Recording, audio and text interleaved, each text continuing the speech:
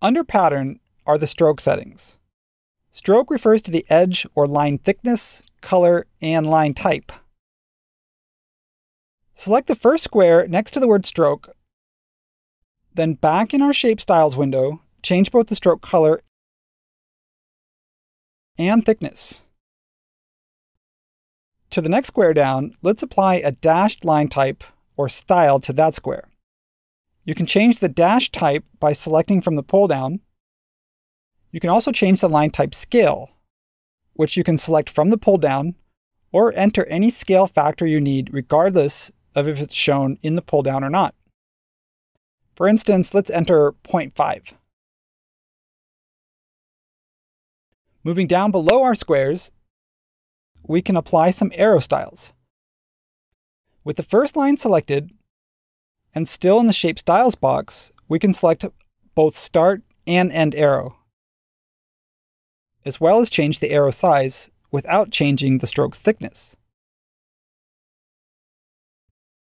Let's do one more where we put it all together in order to change the stroke color, thickness, line type, and arrows to create a new complex style.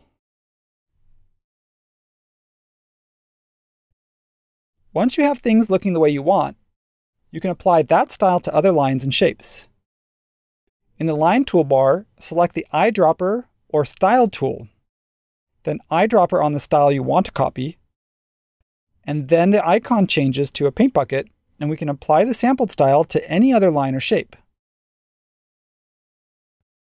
Note that if you apply it to an object or objects that are grouped, the style will apply to everything in the group. Back in the Shape Style window, let's do a quick overview of the stroke styles, which apply to how the corners and ends work. As for corners, we have three options: a square miter, which is typical, rounded, and beveled. The differences become more noticeable the thicker the stroke is, or the closer you zoom in.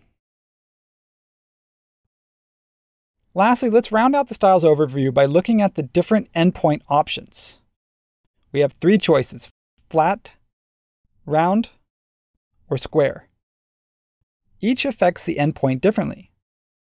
You can't mix different endpoints like you can arrows, so if you want one side to look different, you can always split it and apply a different endpoint to one side.